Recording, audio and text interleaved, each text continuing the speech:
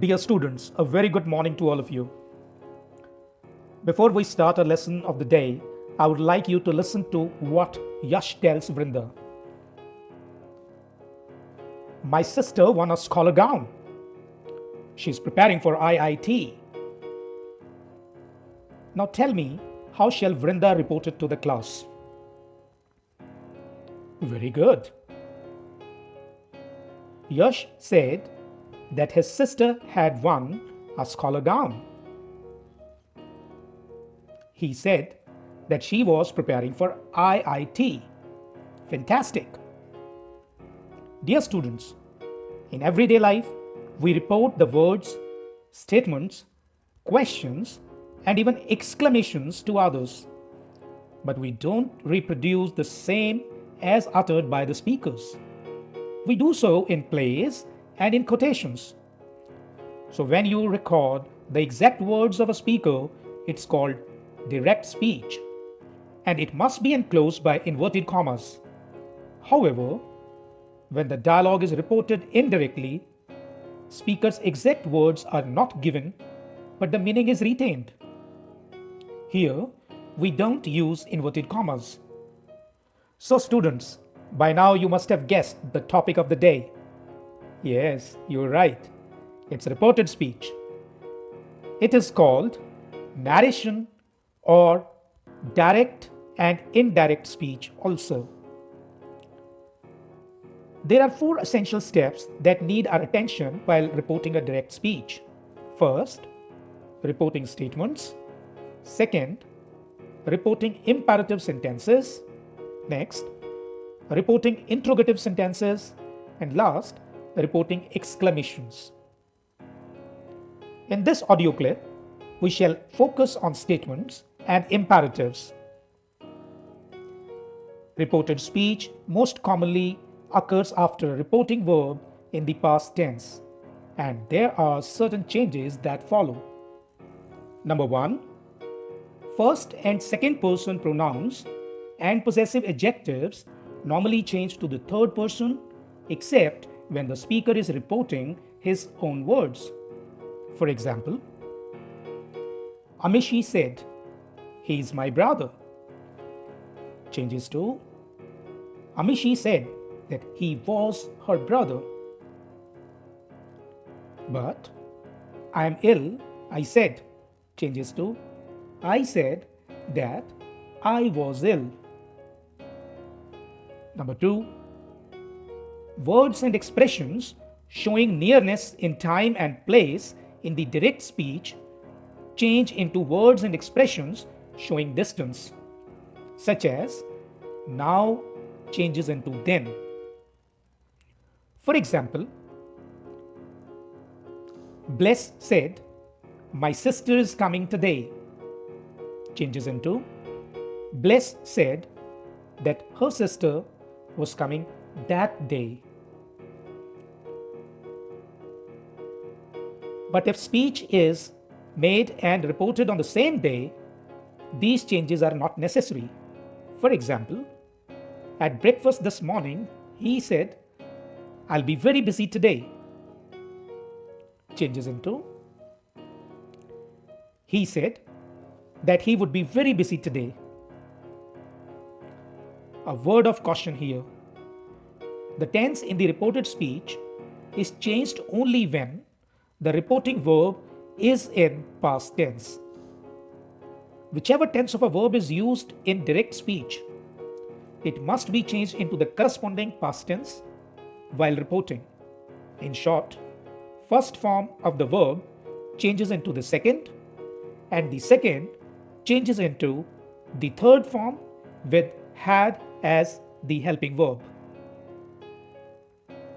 For example, "I am not eating meat," Lakshay explained. Changes into Lakshay explained that he was not eating meat. Whereas, "I can't take it home," Ishween said. Changes into Ishween said that she couldn't take it home. All those changes represent the distancing effect of the reported speech.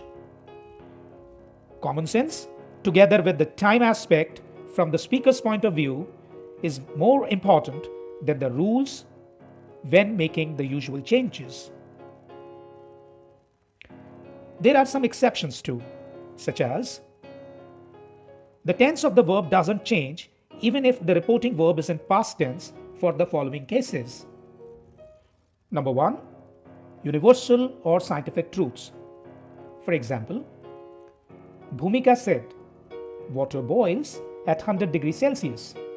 Changes into Bhumika said that water boils at 100 degrees Celsius. Number 2, historical facts. For example, Colina said, Kalidas is the Shakespeare of India. Changes into Colina said that Kalidas is the Shakespeare of India. Number 3, proverbs. For example,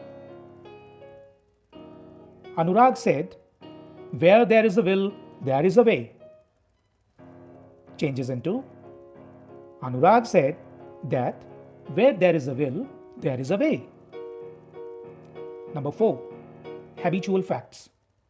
For example, Ashmita said, I snooze my alarm every day. Changes into Ashmita said that she snoozes her alarm every day. Number 5, simple past or past continuous in time clause do not normally change. For example, Aditya said, when we played football, we followed all the rules of the game. Changes into when we played football, we followed all the rules of the game. Number 6, past tense after wish remains unchanged. For example, Arpan said, I wish I were a scholar. Changes into Arpan said that he wished he were a scholar. Number 7, verbs used in second and third conditional expressing imaginary conditions also remain unchanged.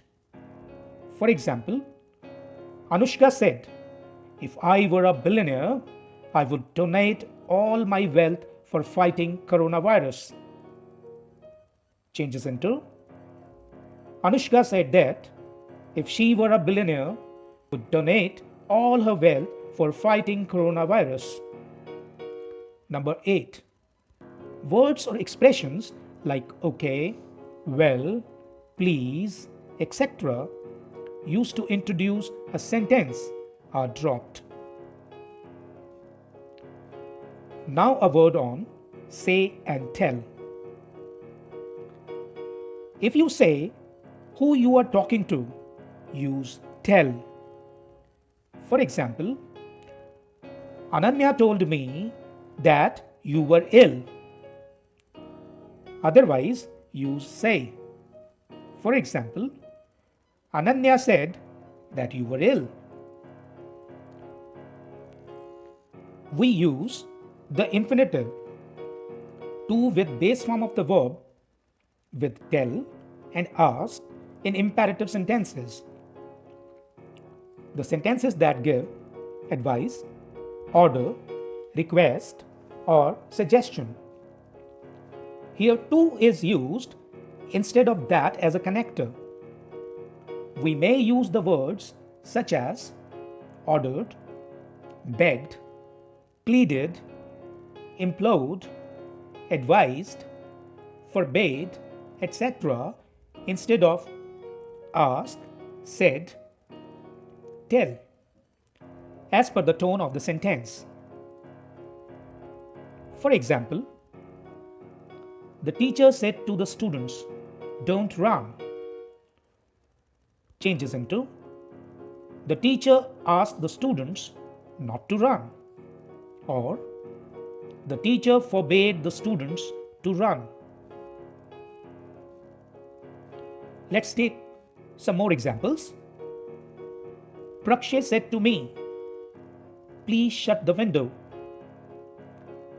changes into Prakshay requested me to shut the window. Another example, don't swim out too far, I said.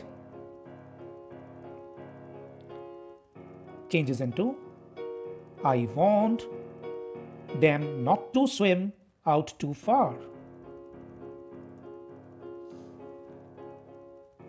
In sentences beginning with let us, the reporting verb changes into proposed or suggested, followed by they should or we should.